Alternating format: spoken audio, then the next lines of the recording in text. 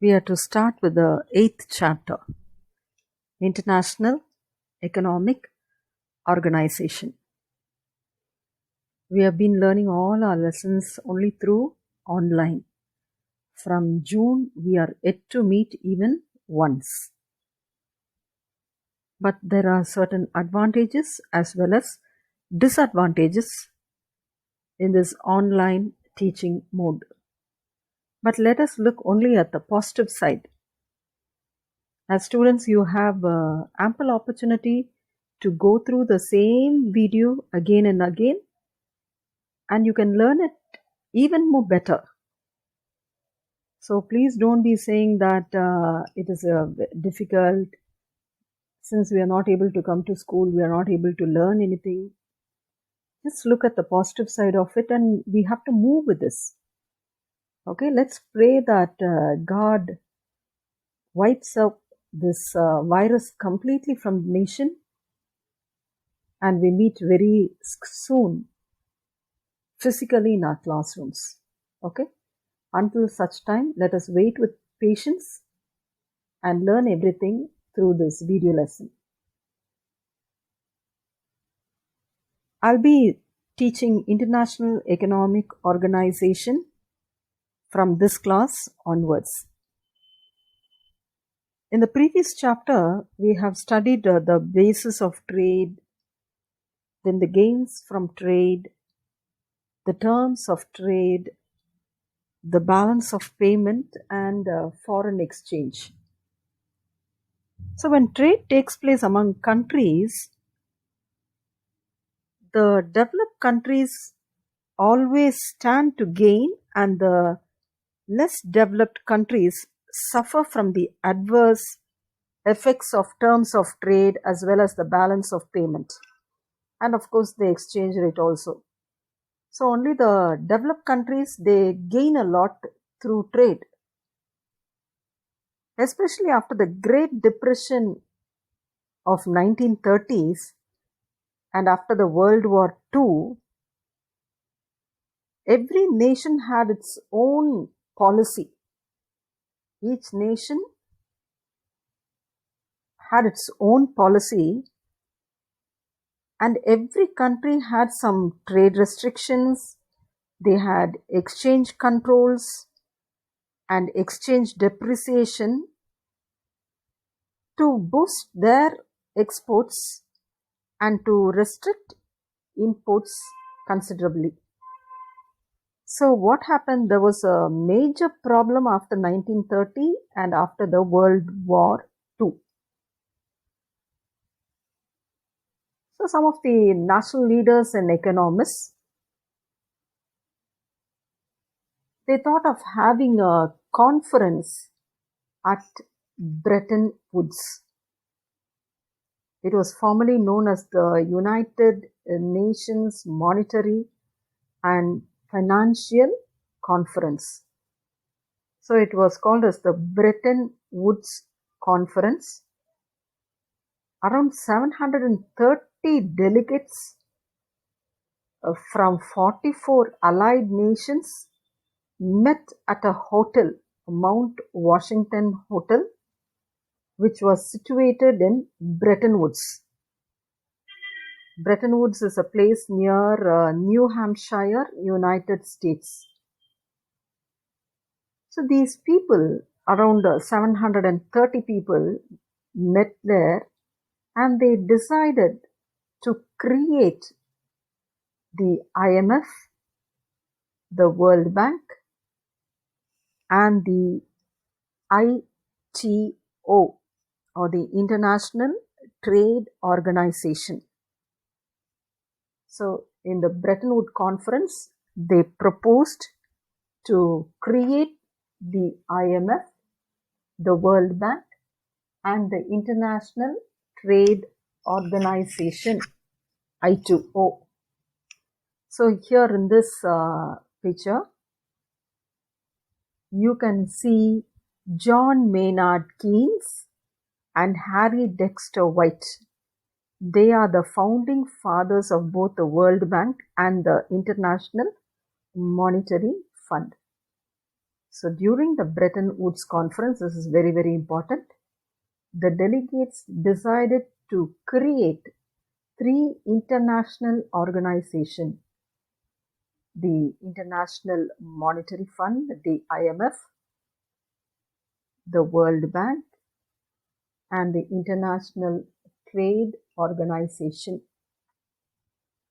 So what happened based on this Bretton Woods conference?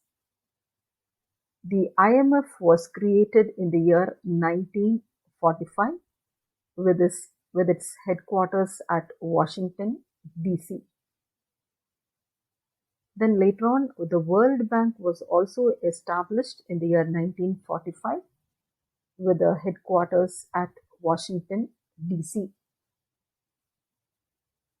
Then what about this ITO? It was formed in the year 1995 with the headquarters at Geneva. So ITO, or the International Trade Organization, was renamed as GATT, G-A-T-T, General Agreement on Tariff and Trade. Later on, GATT was transformed into the World Trade Organization, WTO, from the year 1995. So IMF had its headquarters at Washington, D.C., World Bank headquarters at Washington, D.C., and ITO, now it is called as the World Trade Organization, and the headquarters is at Geneva. So first let us see the International Monetary Fund. October 1st, 2018. We Indians can be proud to say that the chief economist of the International Monetary Fund happens to be an Indian, Geeta Gopinath. During the coronavirus or the COVID-19 season also, I was able to hear to one of the interviews given by Madam Geeta Gopinath. She was formerly the economic advisor to the Chief Minister of Kerala. So see how Indians are just ruling the world. Sundar Pichai, we have Geeta Gopinath, and so many other peoples. So from 1st October 2018, Madam Geeta Gopinath has become the chief economist of International Monetary Fund. So this is just an additional information. This is not seen in your textbook. I just wanted to update your knowledge on IMF. So what is IMF? IMF is International Monetary Fund. So the purpose of International Monetary Fund is to secure and promote economic and financial cooperation among member countries. So who are the members of IMF? There are around 189 countries which are the members of IMF. Initially, when IMF was created in the year 1945, there were only 29 member countries. But now we have 189 member countries. Nauru joined in 2016. So Nauru was the last country to join IMF. That is, it's the 189th member country. So IMF was created to secure and promote economic and financial cooperation among member countries. Second one, to remove the balance of payment disequilibrium in short term. So what does the IMF do? Suppose if a member country is struggling with the balance of payment, it helps them by giving them short-term loans. So it helps them to remove the balance of payment disequilibrium. So at present there are 189 member countries and Nauru joined in the year 2016. So something about Nauru. Nauru formerly known as Pleasant Island, is an island country in microstate in Oceania in the Central Pacific. Nauru is the third smallest country in the world behind Vatican City and Monaco, and its population is about 10,670, making it the second smallest after the Vatican City. Okay, so its population when compared to Vatican is better. That's why they say its population is 10,670, making it the second smallest after Vatican City. So the smallest city with a country with the smallest population is Vatican. After that, it is the Nauru. So what are the objectives of IMF? You have this under 8.2.1, objectives of IMF. So what is the first objective? To promote international monetary cooperation. There must be cooperation among the member countries, international monetary in money matters. So that was the first objective. Second, to facilitate faster and balanced growth of international trade. So there must be faster and balanced growth. The growth has to be faster, at the same time balanced. It has to be stable in international trade. Then the third point is to ensure exchange rate stability. So we have seen about the balance of payment, exchange rate stability in the previous chapter. So I will not be explaining that again. To ensure exchange rate stability, then to reduce exchange control. A country cannot be controlling some other country. This is my friendly country, so I will allow them to have export and import. I am not in good terms with this country. India cannot say, I am not in good terms with Pakistan, so I will not have trade with that country. Whereas France or Japan is my friendly nation, so I will have exporting and importing with that country. I will have trade with my friendly nation. So there must not be any discrepancies or discriminations like that. So to reduce exchange control, to establish multilateral trade and payment system, to establish, I think I've repeated the same thing. Then to promote flow of capital from developed to developing countries. So the capital has to flow from the developed country to the developing country.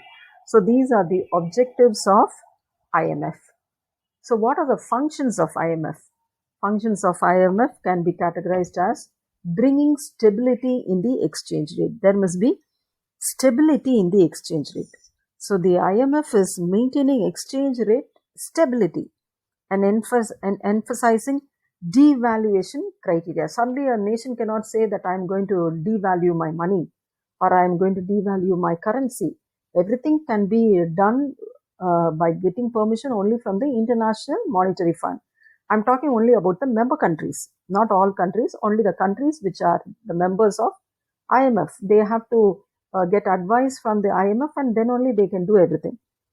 Then the correcting balance of payment disequilibrium. So balance of payment, what do you mean by disequilibrium? What if the import is not equal to the export, then there will be a disequilibrium. So the IMF is helping the member countries in eliminating or minimizing the short period disequilibrium in the balance of payment, either by selling or lending foreign currencies. Suppose if India has got something from China and India is not able to repay it, so there is a balance of payment disequilibrium. India can approach IMF to get the currency of China and make the payment to China. That is only IMF helps in correcting the balance of payment disequilibrium. Then determining the par value. So what do you mean by par value? Every country has got its own currency. America has got dollar, Chinese, they have got yuan, then Japanese yen, India we have rupees, Middle East countries they have dirhams, riyals, dinars, then European nation they have euros, they have pounds. So each country when they have different currencies, there will be problems while they do exporting and importing. So what happens, IMF has got something called as the par value. What do you mean by par value? The exchange value of the member currency members' currency. The exchange value of members' currency was fixed by IMF in terms of gold or dollars. So since dollar is very powerful, everybody accepted dollar as the international currency. So the exchange value of members' currency was fixed by the IMF in terms of gold or dollars. Mostly dollar is used as the intervention currency, because when you have your reserves in the IMF, you can either have it in the form of gold or Indian currency or dollar. If you keep it as dollar, it fetches you interest rate. So every nation prefers to have their reserves in the form of dollars in IMF. So this is only called as determining the par value. So IMF enforces the system of determination of par values of the currencies of the member countries. According to the article of agreement of the IMF, every member nation should declare the par value of its currency. அதாவது India ருப்பியை வந்து எதோட ஒப்பிட்டு கொடுக்கணும், ஒன்று டாலரோட அல்லது கோல்டோட. That is only called as par value. So according to the article of agreement, every member nation should declare the par value of its currency in terms of gold or US dollar. Next is balancing demand and supply of currency. IMF is entrusted with the important function of maintaining balanced payment between demand and supply of various currencies. So here we are talking about the currencies demand and currencies supply. So the International Monetary Fund can declare a currency as scarce currency, which is in great demand. Suppose if a currency is very scarce, or if a country has got a great demand for a particular currency, what can the IMF do?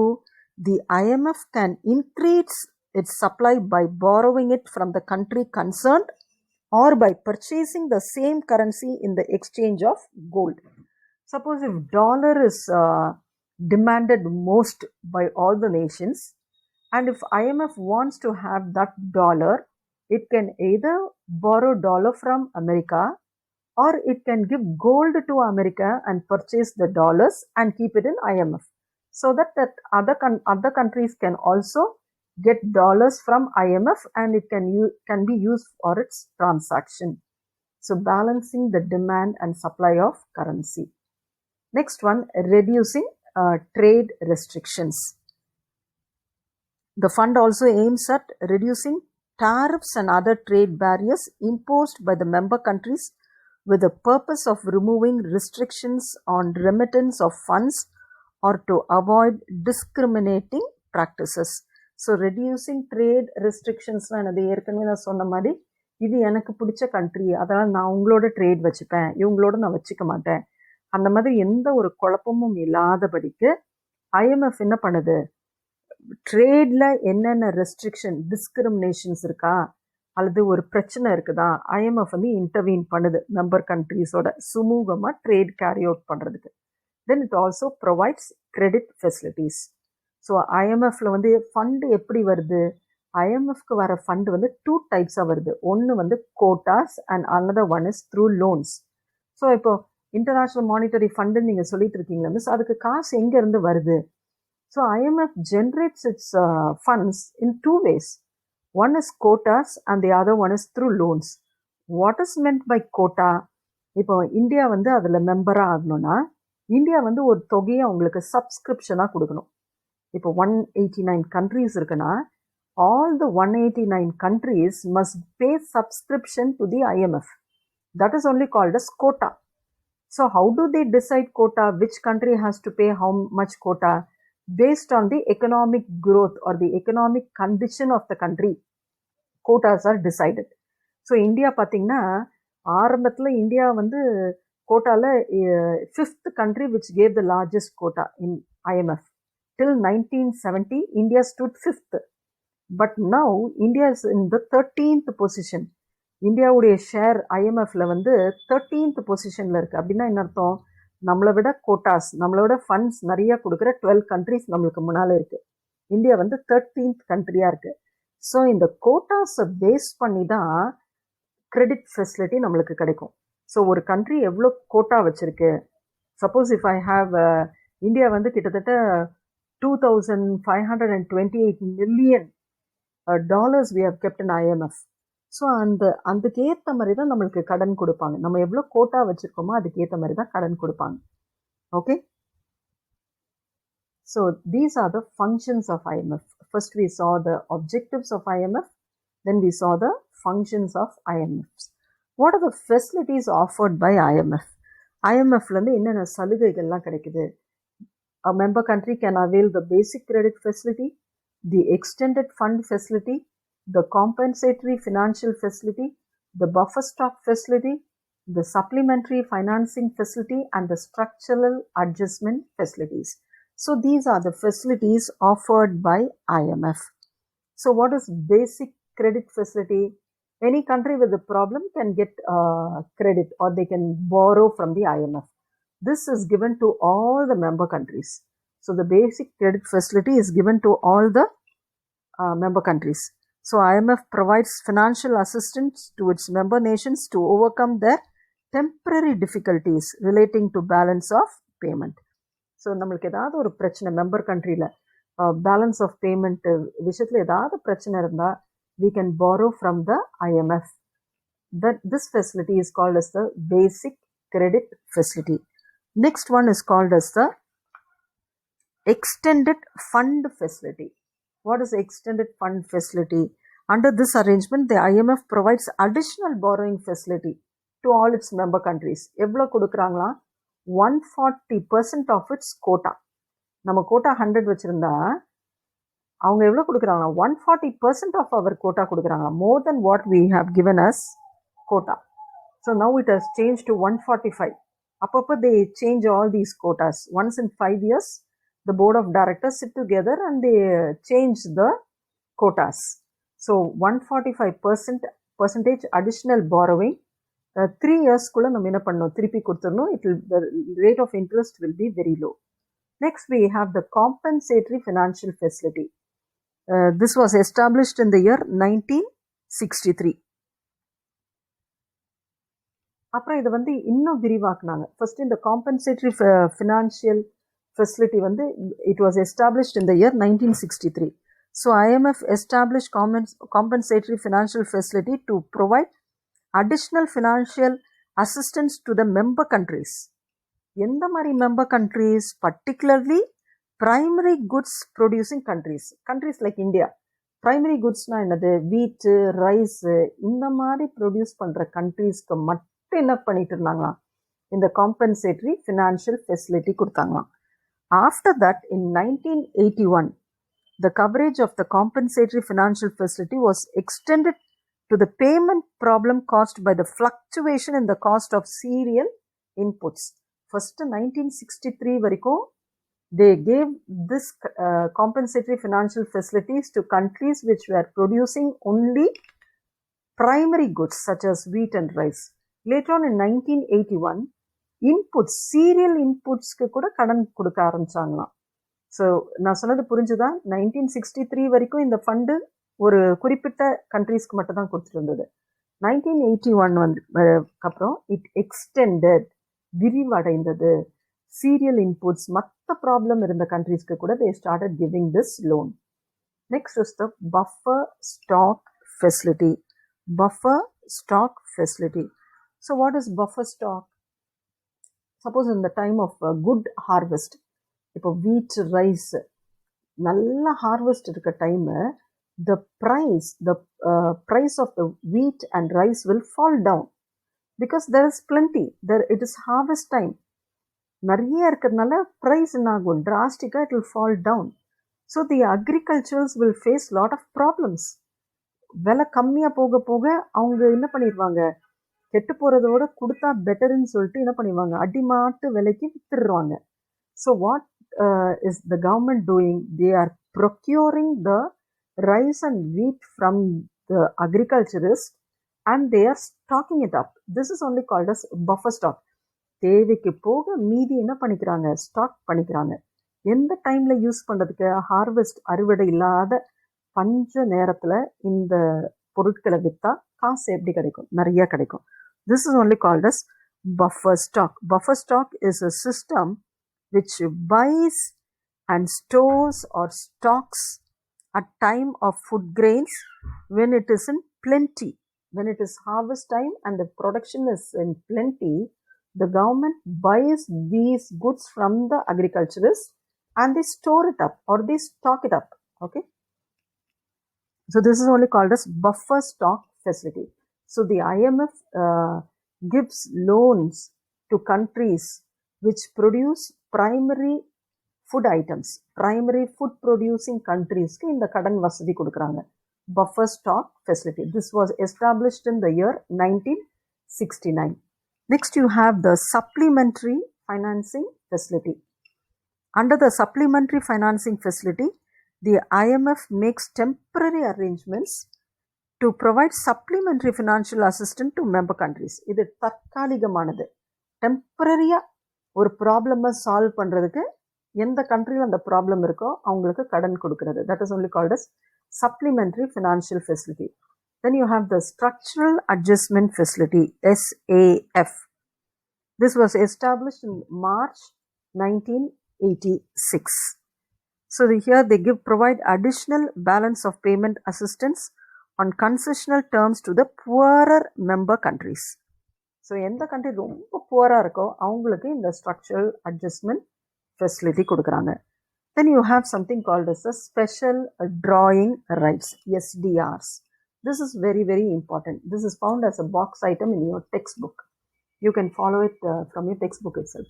Special drawing rights. So what are special drawing rights?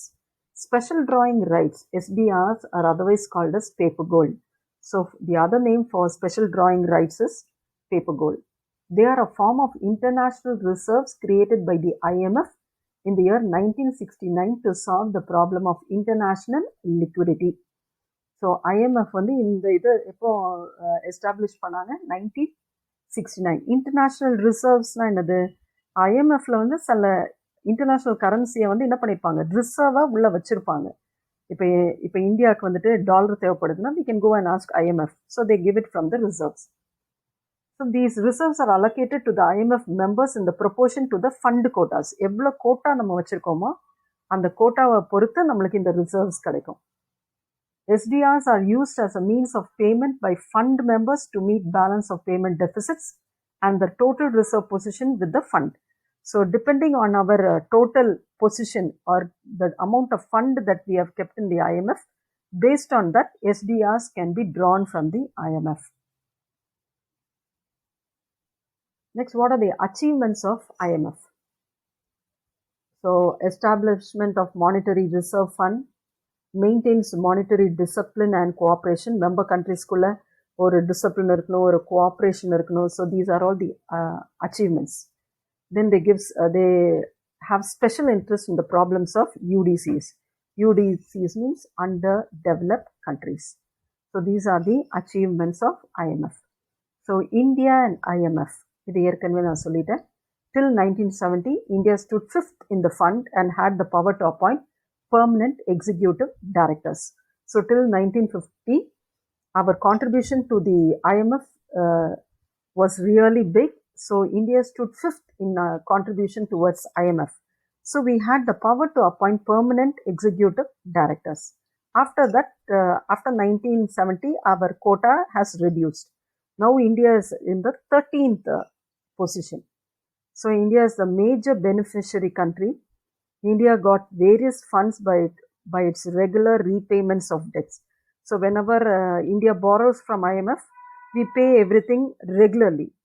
So we are able to get lots of funds from IMF whenever we are at crisis. So India's current quota in special drawing rights is $5,821.5 million. So India உடைய quota IMFல எவ்வளோ கொடுத்து வச்சிருக்கோம், $5,821.5 million. Okay. So our share in IMF is 2.44%. There are nearly 189 countries which are members of IMF.